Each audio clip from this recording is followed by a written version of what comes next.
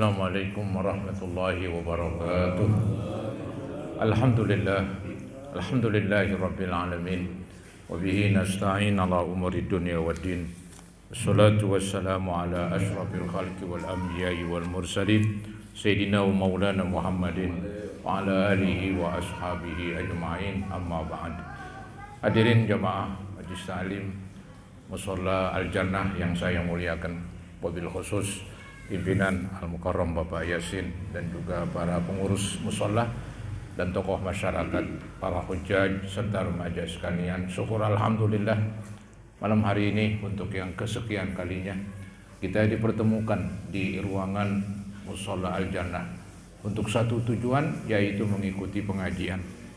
Mudah-mudahan Allah Subhanahu wa taala membalas kehadiran kita dengan balasan pahala yang sebesar-besarnya. Semoga Allah ampuni kekurangan, kesalahan dan dosa-dosa kita, dan semoga Allah bukakan pintu hati dan pintu ilmu yang seluas-luasnya. Amin ya rabbal alamin. Hadirin saudara-saudara, ini judul baru, yaitu masalah Dajjal. Ya, kita sering dengar kalimat Dajjal ini. Kadang-kadang terhadap orang yang mungkin kita nggak suka, kita sebut Dajjal loh, kan begitu ya. Ini memang kurang bagus cara begitu ya. Jadi Dajjal itu saudara-saudara adalah pembohong besar ya. Dia nanti akan datang sebelum terjadi kiamat ya. Cuman datangnya itu tempatnya di Israel di sana, di Timur Tengah, dari orang Yahudi.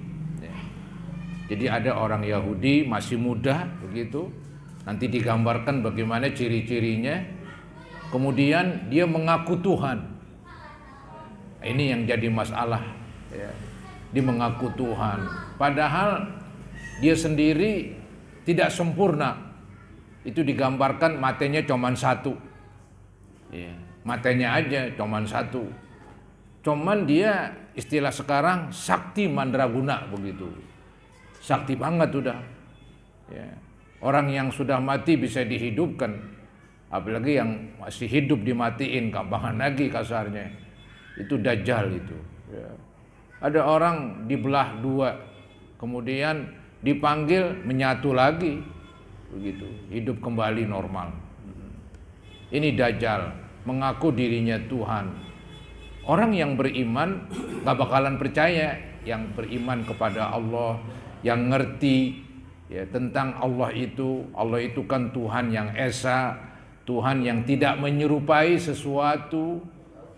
Ini menyerupai kayak orang begitu ya, maka dia bukan Tuhan lah, walaupun dia sakti ya. Untuk supaya lebih jelas, maka kita bacakan hadisnya. Hadisnya yaitu Anin Nawas bin Sim'an radhiyallahu an.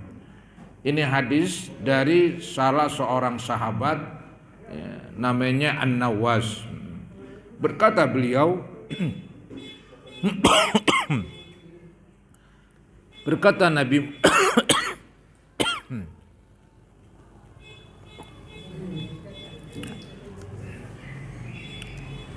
berkata Nabi Muhammad sallallahu alaihi wasallam, ini diartikan dari Zakara Rasulullah sallallahu alaihi wasallam ad-Dajjal. Nabi menyebut pada suatu ketika, yaitu zata ghadatin, di suatu pagi, di waktu subuh begitu. Nabi menyebut tentang Dajjal. Biasa Nabi memberikan semacam pelajaran atau nasihat ya selepas sholat subuh. Nah itu beliau menceritakan tentang Dajjal. Fa khaffada fihi wa rafa'a. Ketika Nabi menceritakan Dajjal, Nabi ini merendahkan dan mengangkat. Maksudnya apa ini? Merendahkan dan mengangkat. Merendahkan dia, soalnya dia ngaku Tuhan. Jadi direndahkan banget oleh Nabi. Kok berbentuk gak sempurna, ngaku Tuhan. Tadi saya gambarkan matanya cuman atu begitu ya, menonjol tuh matanya ya. Tapi kok ngaku Tuhan Itu yang aneh. Nah ini maka Nabi rendahkan dia. Ya, fakhaffadha fihi. Nabi rendahkan tuh Dajjal. Tapi warafa'a, Nabi tinggikan. Maksud Nabi tinggikan, Nabi besarkan masalahnya. Jadi ini bukan masalah kecil tapi masalah besar. Karena boleh jadi ada orang Islam tertipu dengan Dajjal. Dia ngaku dirinya Tuhan, banyak yang ngikutin. Memang di antara yang banyak ngikutin orang-orang Yahudi. Ya, jadi orang-orang Yahudi itu di Israel sono, dia mengikuti si Dajjal ini. Ya, Dajjal ngaku Tuhan, semuanya ikut, ya benar ngaku Tuhan. Itu yang mau beriman, yang mau ngikutin Dajjal, itu akan diberikan kenikmatan, akan diberikan hidup sejahtera begitu. Yang ngelawan Dajjal dibuat susah, ya, dibuat miskin dan sebagainya itu. Itu Dajjal. Hatta zonannahu fi ta'ifatin nakhli. Sehingga kata sahabat yang mendengarkan penjelasan Nabi tentang Dajjal, ini sahabat mengatakan sehingga kami mengira bahwa Dajjal itu berada di kumpulan pohon korma. Ini kesimpulan sahabat aja. Jadi ketika Nabi menjelaskan Dajjal, ada yang berkesimpulan, oh kalau gitu Dajjal bisa jadi nih adanya di kumpulan pohon korma. Ya, mereka cari itu dah. Mereka cari-cari. Nah, diceritakan falamma ruhna ilai, tatkala kami kembali kepada Nabi setelah mencari Dajjal, arafa dzalika fina. Nabi mengetahui hal itu dari kami. Artinya Nabi tahu tuh bahwa sahabatnya mencari-cari Dajjal sampai ke pohon-pohon korma di sana. Kemudian dikatakan di sini, ya, faqala, maka bersabda Nabi, ma sya'nukum, apa gerangan kamu? Ya, kok kelihatannya ada yang dicari, ada apa ini? Qulna, maka kami para sahabat berkata, ya Rasulullah, wahai Rasul, zakarta Dajjal, engkau kan telah menyebutkan, menceritakan tentang Dajjal. Al-Ghadata, di waktu subuh tadi, di waktu pagi. Fakhaffatta fihi wa rafa'ta, maka ketika engkau menyebut tentang Dajjal, kamu wahai Rasul merendahkannya dan mengangkatnya. Merendahkannya dan mengangkatnya. Jadi merendahkan, kok Dajjal yang bentuk matanya aja enggak sempurna, ngaku-ngaku Tuhan, apa orang percaya? Kan begitu. Kalau dia benar Tuhan, ya cobalah dirubah mukanya. Yang tadinya matanya satu, bisa mata dua yang normal. Maka Nabi hinakan, ini Dajjal hina sekali katanya. Tapi warafa'ta, tetapi engkau juga wahai Nabi mengangkat tentang Dajjal ini. Artinya mengangkat bahwa Dajjal walaupun dia hina, tapi dia punya pengaruh besar. Punya pengaruh besar sampai-sampai banyak yang ngikut begitu. Hatta zonannahu fi ta'ifatin nahli, sehingga kami wahai Nabi mengira-ngira jangan-jangan Dajjal yang kamu sebutin itu sedang ada di kumpulan pohon-pohon korma begitu. Apa jawab Nabi ini? Ya, setelah sahabat berkata demikian, faqala, maka Nabi menjawab, ghairud dajjali akhwafuni alaikum. Nabi bersabda, sebetulnya selain Dajjal lebih saya takut terhadap kamu. Selain Dajjal ada yang Nabi lebih takutkan terhadap umat Islam. Apa tuh selain Dajjal? Ada ulama mentafsirkan, menjelaskan selain Dajjal seperti riya katanya. Ya, riya ini dia mudah bercokol, mudah terjangkit pada hati setiap orang. Itu yang Nabi takutkan pada umatnya. Nabi bersabda, kalau Dajjal saya nggak begitu khawatir. Tapi yang paling saya khawatir apabila kamu punya sifat yaitu syirkul asghar alias riya. Memang saudara-saudara, riya ini nggak boleh. Apa tuh riya? Riya lawannya ikhlas. Ikhlas lawannya riya. Jadi riya itu kalau kita berbuat baik ingin orang melihat, biar orang lihat begitu. Ntar ingin mendapat pujian dari orang, itu namanya riya. Kadang-kadang ingin juga namanya disebut-sebut sehingga namanya tenar, top begitu ya. Wah, ini rusak semua pahala. Jadi pahala kebaikan yang dikerjakan buyar, sirna semua gara-gara yaitu riya. Maka tuh kita nggak boleh riya. Itulah yang Nabi khawatirkan. Jadi saya lebih khawatir katanya, lebih khawatir riya daripada dajjal. Begitu. Ada juga yang menjelaskan Nabi lebih takut ya kepada kamu selain dajjal, di samping riya ada juga pemimpin yang menyesatkan. Itu repot itu. Dia udah sesat tapi menyesatkan. Ya, dulu ada seorang ngaku nabi. Ya, siapa itu Musodek apa? Musodek ngaku nabi. Dia kan sesat begini. Banyak yang ngikut. Orang berdasi lagi yang mengikut. Wah, ini lebih berbahaya daripada dajjal. Begitu, lebih berbahaya daripada dajjal. Karena dia orang besar misalnya, dia sesat bisa menyesatkan orang banyak. Berbahaya. Ya keburu istilahnya ditangkap, dipolisikan dia akhirnya, penjara. Begitu. Ya. Itu berbahaya kalau nggak ada tindakan dari pemerintah, bisa banyak yang ngikut kepada Musodek itu. Nah, itu yang Nabi khawatirkan, lebih Nabi khawatirkan ya. Jadi ketika sahabat nyari-nyari dajjal, seakan-akan mereka khawatir banget terhadap dajjal. Kalau ketemu mau dibunuh aja dah tuh dajjal daripada di ngacu. Nabi jawab, saya lebih khawatir kepada kamu selain dajjal. Ulama hadis mengatakan ini selain dajjal seperti yaitu riya. Kedua seperti pemimpin yang sesat dan menyesatkan. Itu lebih mengkhawatirkan ketimbang dajjal. Kemudian Nabi lanjutkan pembahasannya. Iyakhruj wa ana fikum fa ana hajijuhu dunakum. Kalau dajjal itu keluar dan saya masih berada di tengah-tengah kamu, maka saya akan mengalahkan di hadapan kamu. Itu omongan Nabi itu. Jadi kata Nabi ini, kalau Mang Dajjal keluar, saya masih hidup, saya ngadepin.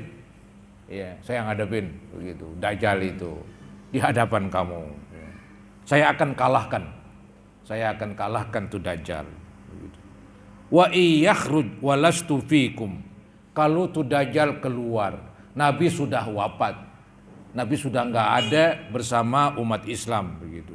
Maka Nabi mengatakan pamru'un hajiju nafsihi, maka setiap orang akan bisa mengalahkan si Dajjal.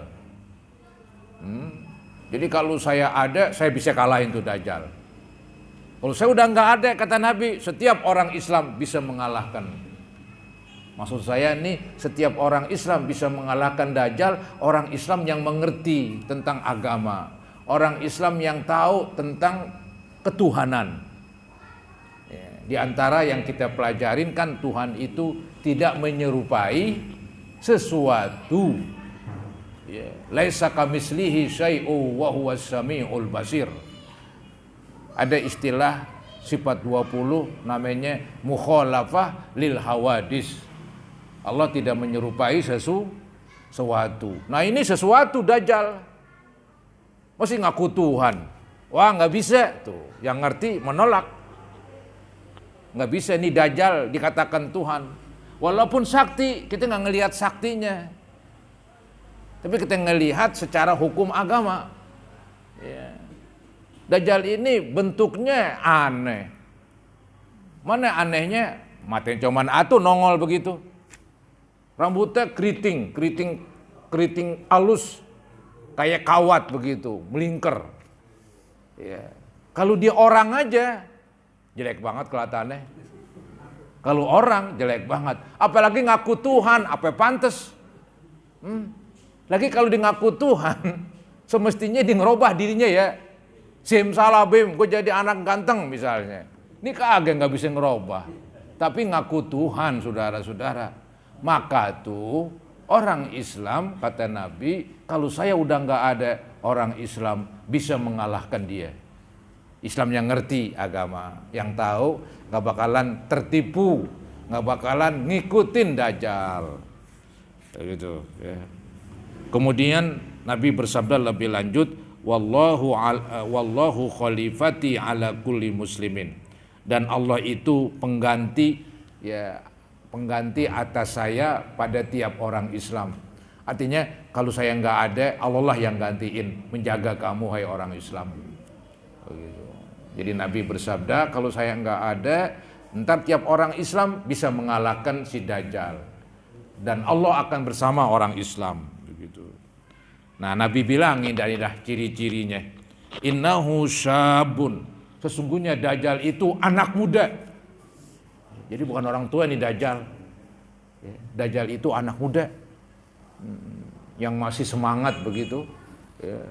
Jadi Dajjal anak muda, itu para ulama mengatakan dia dari bangsa Yahudi. Jadi bukan dari orang Islam. Cuma dia ngaku Tuhan dan sakti, banyak yang ngikut. Orang Yahudi banyak yang ngikut. Mungkin ada orang Islam yang tertipu ngikut juga. Itu yang bahaya. Ya. Maka Nabi bilang ini supaya nggak tertipu sama Dajjal. Ini Dajjal anak muda. Qototun katanya. Dan Dajjal ini dari seorang yang masih muda, kemudian rambutnya keriting banget. Ya. Kalau disisirin, mauan patah tuh sisir. Ya. Saya pernah dulu ya waktu sekolah di Mesir, itu ada teman-teman dari Afrika. Ya, dari Afrika itu rambutnya kebanyakan keriting, halus-halus begitu. Saya lihat sisirnya aja dari besi. Sisirnya besi. Kalau pakai plastik ke kita dimuan patah. Ya, begitu. Sisirnya aja itu kayak dari besi nampaknya, begitu ya. Jadi Nabi gambarkan ini Dajjal anak muda, rambutnya keriting banget. Muter-muter begitu rambutnya. Ainuhu tofiyatun, matanya nongol. Mata nongol. Ya. Aneh ini. Mata kan nggak nongol mata biasa aja begini. Tapi Dajjal nanti ciri-cirinya rambutnya keriting banget, orangnya masih muda, matanya nongol. Ya, keluar begitu matanya. Ka'anni usabbihuhu bi Abdul Uzza bin Qatan. Nabi mengatakan saya serupain tuh matanya kayak orang dulu di zaman jahiliyah namanya yaitu Abdul Uzza bin Qatan. Itu Nabi terangin begitu. Jadi kalau diumpamain sekarang kata Nabi, dia seperti dulu tuh ada seseorang namanya Abdul Uzza. Ya, dia tuh matanya nongol begitu. Paman adrakahu minkum falyaqra alaihi fawatiha suratil kahfi. Ini Nabi udah buka ini rahasia kelemahan Dajjal. Kata Nabi, nanti bila mana kamu ketemu Dajjal, bacain tuh di depannya, yaitu surah Kahfi ayat pertama sampai kelima. Surah Kahfi ayat pertama sampai kelima, bacain di depannya katanya. Mabur udah tuh Dajjal. Ya. Innahu kharijun, sesungguhnya Dajjal itu bakalan keluar. Khallatan baina Syami wal Iraq, dia keluar di suatu jalan antara negeri Syam dan negeri Irak. Ya, antara negeri Syam itu meliputi ya, Syria, Yordania sekarang, Palestina, ya, Israel itu termasuk negeri Syam zaman dulu. Nah dia ini nanti keluar antara negeri Syam dan negeri Irak begitu. Pokoknya di Arab sono keluarnya, bukan di kita ini. Jadi Dajjal nongolnya tuh di Arab, bukan di Indonesia, bukan di Asia begitu. Cuman kita khawatir, apa khawatirnya? Banyak anak buahnya yang ngikut. Kan zaman sekarang kan bisa. Walaupun pemimpinnya di Arab, tapi pengikutnya ada di Indonesia. Banyak itu. Seperti apa itu? ISIS begitu ya. Seperti ISIS. Dia di Arab, tapi yang ngikut dia tuh, ya, apalagi nanti zaman HP, wah udah. Wah ini Tuhan kita ini sakti banget begitu. Ya. Kalau kita minta emas dikasih, kalau ngelawan langsung jatuh miskin. Begitu. Nah mendingan miskin daripada kaya tapi kafir. Begitu, nanti orang Islam mesti begitu. Nggak mau dia ngikutin Dajjal. Ya. Walaupun dia memiliki yaitu kesenangan-kesenangan. Kalau ngikutin dia. Kalau ngelawan kita mendapat kesusahan, mendingan kesusahan, tapi hasilnya tetap Islam daripada kesenangan dicap kafir nanti masuk neraka. Jadi ini Dajjal keluar di suatu jalan antara negeri Syam dan negeri Irak. Fa'athin yaminan wa'athin shimalan. Maka ini Dajjal mengacau, membuat kerusakan ke kanan dan membuat kerusakan ke kiri. Ini dahsyatnya Dajjal ini. Pokoknya di tempat dia ada, kacau dah keadaan. Ya, kacau dilihat dari agama, dari segi agama. Ya. Artinya yang tertipu banyak, percaya sama Dajjal. Begitu. Jadi si Dajjal ketika dia keluar, nanti timbul kekacauan. Dia mengacau ke kanan ke kiri. Di mana aja dia berada, dia mengacau. Begitu. Maka Nabi nasihatin nih, ya ibadallah, wahai hamba-hamba Allah, wahai orang Islam katanya, fasbutu, hendaklah kamu tetap beragama Islam. Supaya tetap jangan bergeser, jangan pindah agama ngikutin si Dajjal. Fasbutu. Ya, supaya kamu tetap ya, kokoh di situ dalam beragama Islam, tidak bergeser, tidak pindah ke agama si Dajjal. Kemudian sahabat bertanya, kulna ya Rasulullah, wahai Rasul, wa ma lubsuhu fil arad, berapa lama Dajjal ini hidup di muka bumi? Ada yang nanya tuh sahabat, wahai Nabi, ini Dajjal lama gak di dunia ini dia? Soalnya ngaco dia. Ya, banyak yang terkecoh, tertipu, ngikutin Dajjal, ngaku sebagai Tuhan, dipercaya aja begitu. Ini berapa lama ini tinggalnya di dunia? Nabi menjawab, qala arba'una yauman. Cuman 40 hari. 40 hari. Tapi repotnya nih Nabi jelasin lagi nih 40 hari ini bukan 40 hari beneran. Setahun lebih. Loh, kok bisa setahun lebih? Soalnya begini katanya, yaumun kasanatin.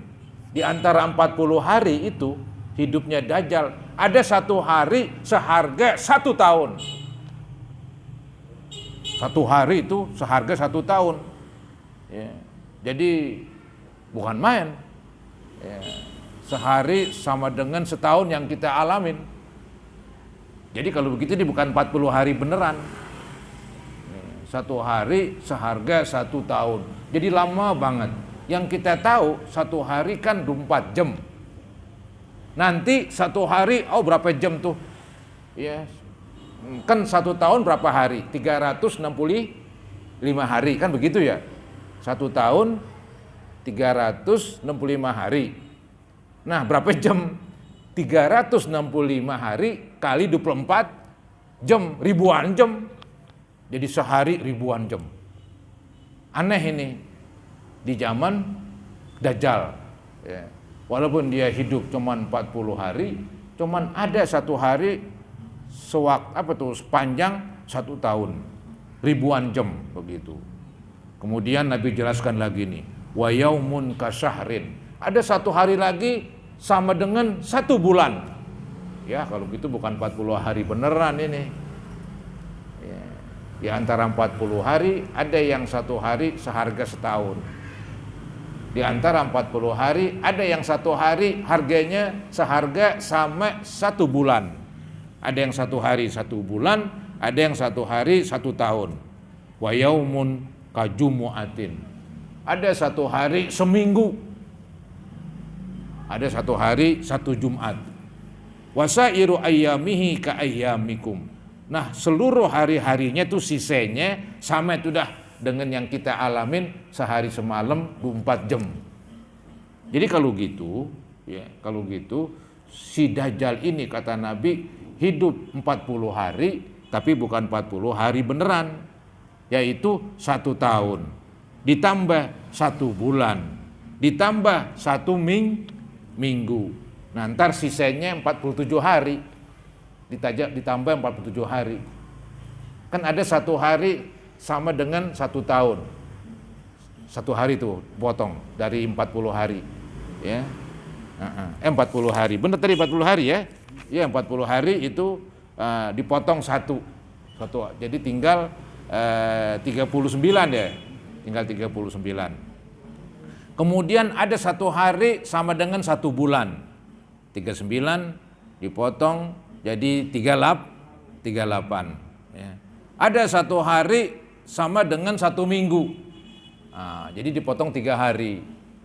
Ya, 40 hari dipotong 3 hari, 37.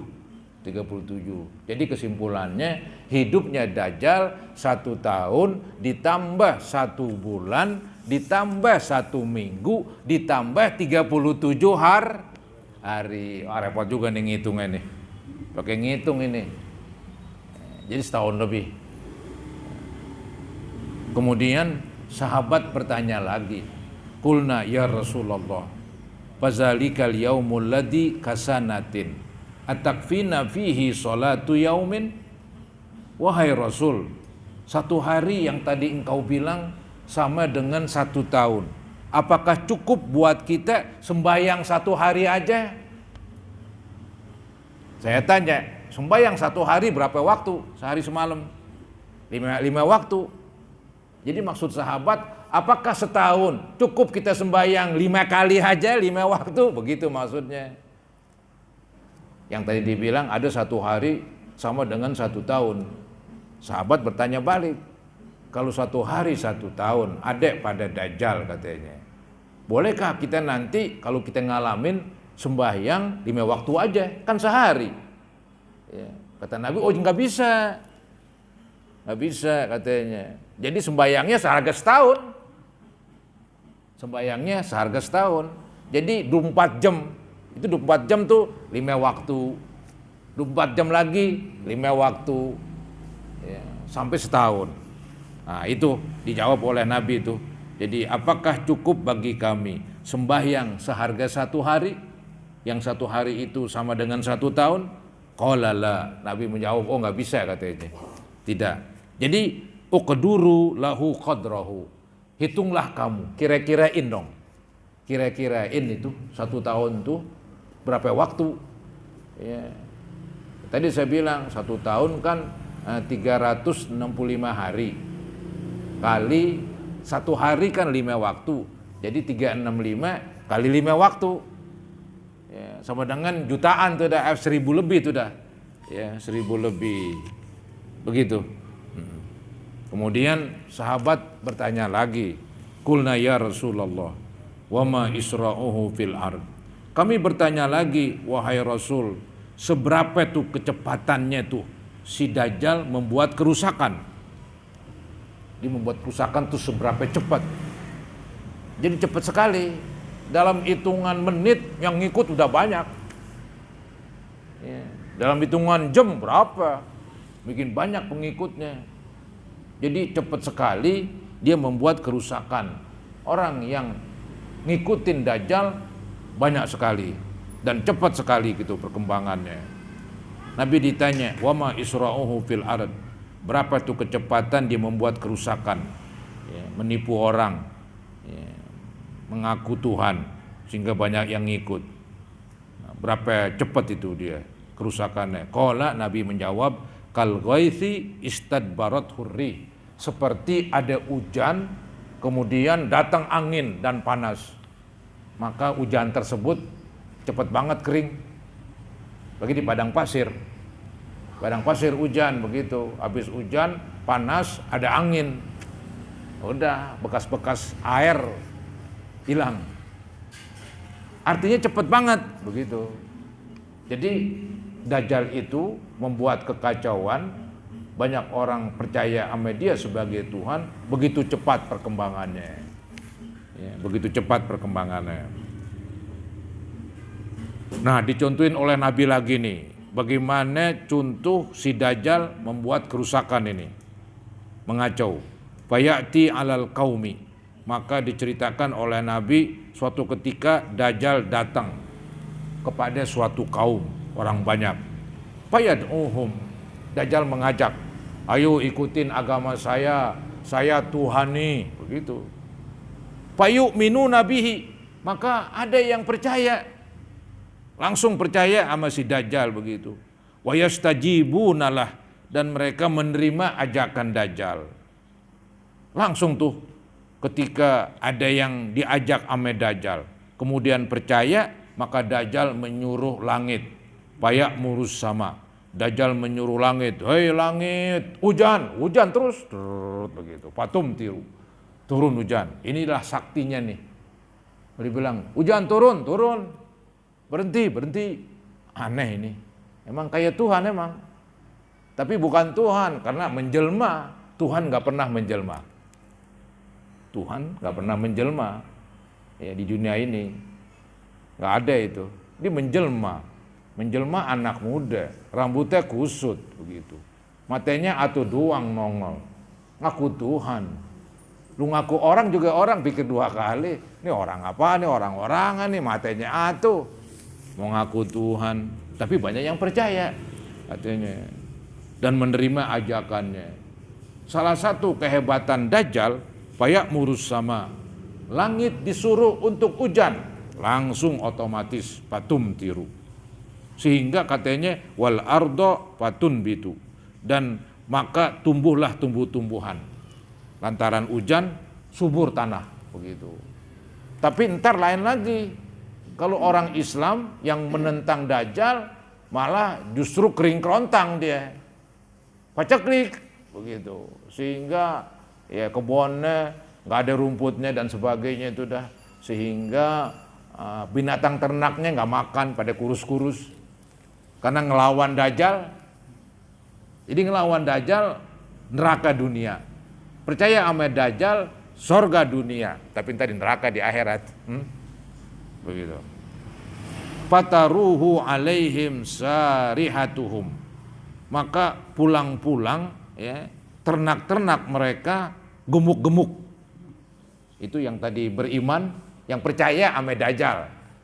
Yang percaya sama Dajjal, maka langsung tuh orang yang percaya dikasih kenikmatan sama Dajjal. Allah suruh tuh hujan turun bener-bener, maka rumput-rumput tumbuh langsung seketika. Binatang-binatang dari orang yang percaya sama Dajjal makan tuh dah ya rumput-rumput, sehingga pulang-pulang langsung gemuk. Atwala maka naduro, maka pulang-pulang binatang ternak itu ya punuknya, onta ini ada punuknya, makin tinggi, makin gede, menunjukkan ini ontanya gemuk banget. Punuknya tuh makin tinggi, makin gempul, makin besar begitu, menggambarkan ontanya gemuk-gemuk. Nah itu yang percaya sama Dajjal. Wa asbaghuhu duru'an, dan titiknya gede-gede, susunya banyak katanya. Wa amaddahu khawasira, kemudian pinggangnya juga gede-gede, pinggangnya udah nggak ada pinggangnya dah, gemuk ya. Kalau inti mau korban kan cari yang gemuk begitu ya. Ini pinggangnya ini nggak kelihatan udah, punuknya onta tinggi-tinggi, gempel begitu.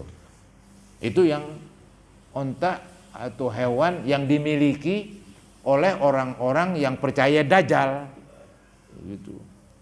Nah kemudian Dajjal mendatangi kaum lagi nih, ini lawannya nih, sumayatil kaum.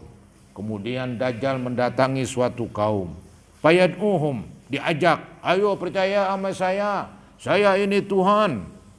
Wah ini yang didatangi ini orang Islam nih, kuat imannya nih. Apa yang dikatanya? Fayarudduna alaihi qaulahu. Orang Islam pada waktu itu yang diajak menolak ajakannya.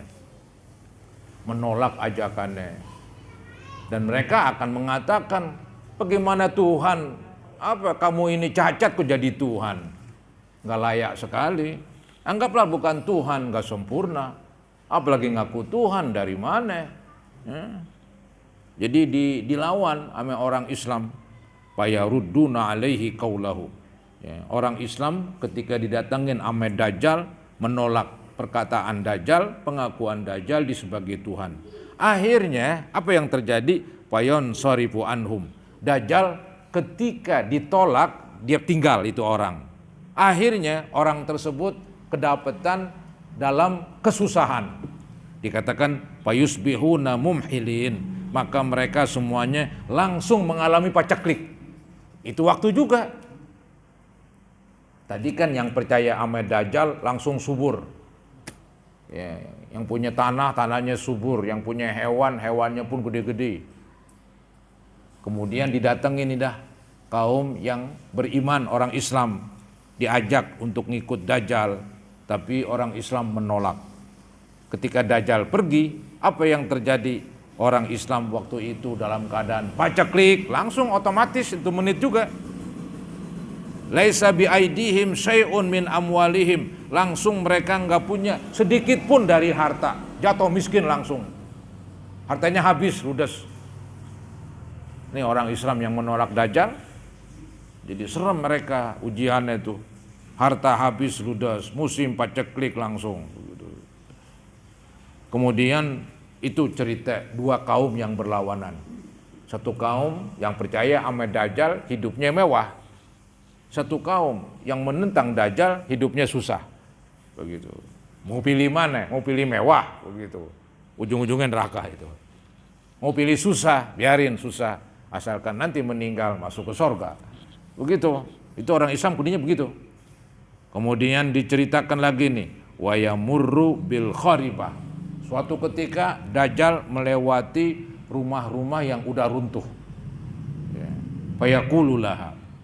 Dajjal berkata, akhriji kunuzaki, wahai reruntuhan, keluarlah harta benda kamu yang disebut harta karun. Ada harta karun. Jadi biasanya kan tuh harta karun itu di rumah-rumah yang udah runtuh. Ya, karena biasanya di rumah yang udah runtuh itu di dalamnya banyak emas atau apa. Tapi karena runtuh habis, udah nggak ada yang bisa korekin. Dajjal berkata nih, wahai reruntuhan rumah, keluarlah, yaitu harta simpenan kamu, harta karun kamu. Gitu. Akhriji kunuzaki. Benar-benar tuh harta keluar, emas, perak, apa semua keluar dari reruntuhan itu, dari rumah yang runtuh. Keluar itu katanya harta karunnya. Dan ngikutin Dajjal, harta ngikutin Dajjal, emas. Gitu.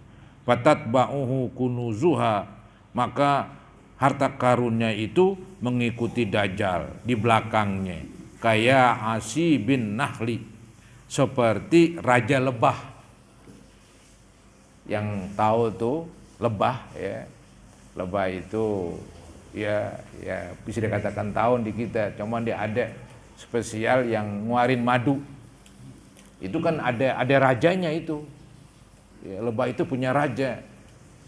Jadi raja itu nongkrong aja di iteri, dikelilingi oleh rakyatnya tuh lebah-lebah. Ya, jadi raja itu istilahnya paling top tuh di lebah katanya. Maka yang lainnya ngumpul dengan lebah tersebut. Nah ini juga begitu nih Nabi umpamain. Jadi harta karun ngumpul ngikutin Dajjal. Tadi kata Dajjal, wahai reruntuhan rumah, keluarkanlah harta karun kamu. Pada keluar semua, emas-emas, entah emas batangan apa kali. Ya. Kemudian ada lagi nih Dajjal, summa yad'u rajulan. Kemudian Dajjal memanggil ada seorang laki-laki, mumtalian, orangnya gemuk, syaban, ya, sababan, masih muda. Ada seseorang dipanggil orangnya gebuk, masih muda katanya. Fayadribuhu bisayf. Langsung Dajjal belah dua.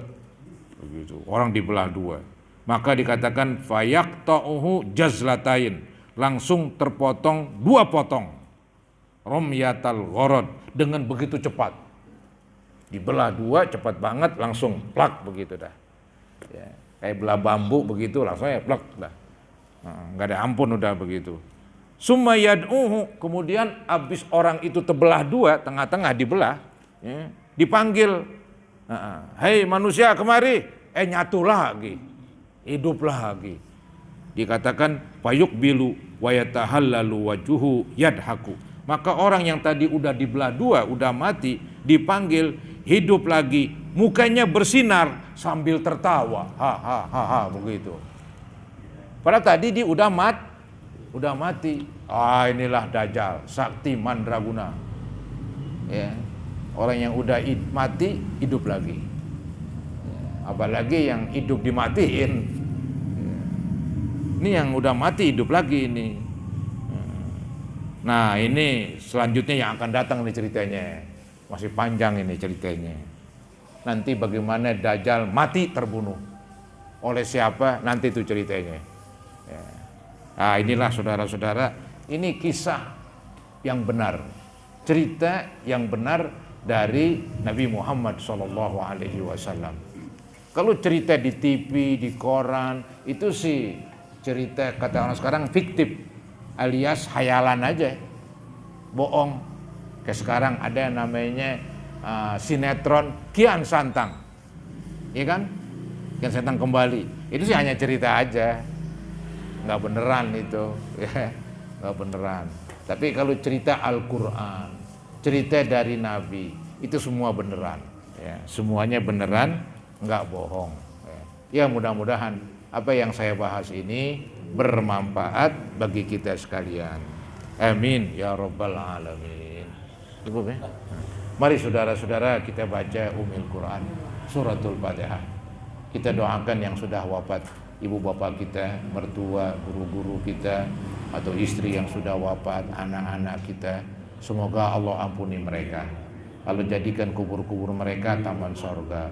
Kita juga yang masih hidup, mudah-mudahan diampunin oleh Allah dan dipelihara diri kita dan dijauhkan dari bencana termasuk virus corona.